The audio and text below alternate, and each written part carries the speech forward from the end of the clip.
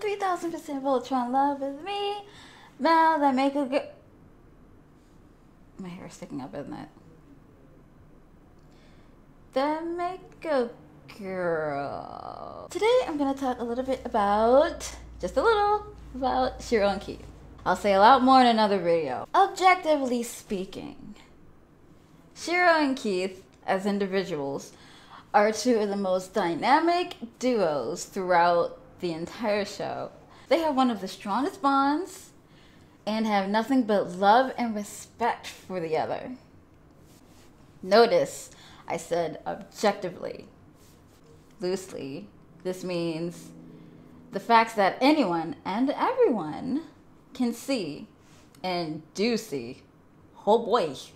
Because if every and anyone didn't see these facts, we wouldn't have such a thing as a shipping war with Sheith as the centerpiece, would we? As we know, Sheith has been verbally ridiculed as a monstrosity that it is a far cry from due to the misuse of untrue terms casually being thrown around. I understand, if this is the case, the need to grab attention to get others to listen to you. But utilizing offensive words in dishonest ways or spreading misinformation to people who haven't even watched the show, yet to keep them away from this horribly wrong ship, is a very, very frowned upon way of getting that attention. And you know this. Harassment from behind the false safety of a computer screen is not the best practice to put into action and should be avoided. That's putting it nicely. But wow, I had no idea that Sheith was so outrageous. Gosh, mutual respect with an incredibly healthy and natural relationship and unconditional love. I had no idea all these traits exhibited such power and balance. My goodness, who in their right mind would want to support their closest friend? Who would ever want to care for them while also giving them space to choose their own path without force? Nah, that's too boring, right? I get it. Constantly putting your partner down and insulting them without the nerve to ever apologize is where the true love is. Right? That's right up there with doing nothing while your husband-to-be gets uncharacteristically punched across the Atlas Bridge. So romantic. Quality affection right there. And if you couldn't tell, I was being quite sarcastic. Real quick. Let me bring up two other character pairs from different shows with some similarities to Shiro and Keith. Catcher and Adora from She-Ra, along with Mika and Yu of Seraph of the End fame. Yeah, y'all know who I'm talking about. All four of these characters were very close friends who saw the other as family. In addition to this, they also seem to be written in ways that suggest they are the other's intended love interest. What's funny to me is, according to what I've witnessed in fandoms, Mika, Yu, and Catcher Adora are pairings that are highly praised. Yet, when the shift singles in on Shiro and Keith, all of a sudden their close bond and found familyness is degraded and given unjust and very untrue labels. Let me ask, what is the problem with two legally aged males?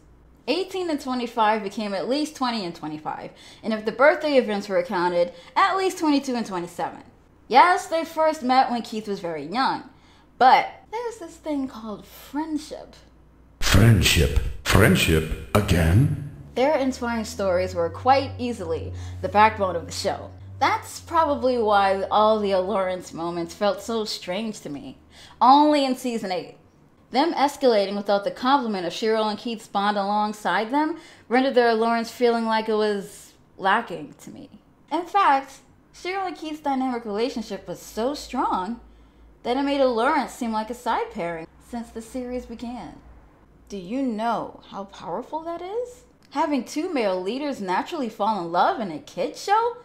while a male-female pairing builds in the background, but whose weight pales in comparison? In the media that I've seen, that's a first. Had it continued, without the narrative being shattered to pieces due to internal hoo-ha, what new heights would the future of having strong, loving male-male relationships in cartoons have gone to? How would we, as a fandom, be faring right now? And how many thick stacks of money would the companies and persons involved possibly be sitting on right now? Who knows? Maybe we'll get an OVA movie, like a reimagining or retelling of VLD sometime down the line. That'd be cool. And when we do, maybe we'll get this scene between Shiro and Keith that was likely removed from Season 8, Episode 1. Because what sense does it make to have a song that played only for the two of them in Season 7, Episode 1 to play for Keith alone, and then with someone who is not Shiro? Showing an entirely silent Shiro in the scene right before that, just to prove that he was too busy for Keith, is a real slap in the face to narrative flow alone. It ain't cool, man. You know what I mean, Vern? You know what I mean? What reason did he even have to be there? Just to frown? He didn't contribute anything to Corinne and Sam's conversation. They didn't even look at him. They were talking to each other. I call this a paste-in job. But that is merely assumption. I still love this show. Very, very, very, very, very, very much, despite how tough the aftermath has been. But going through Season 8 is still very difficult for me, and I would rather not go through it. I have to fact check. And that is my honesty. Topped with 3000% Voltron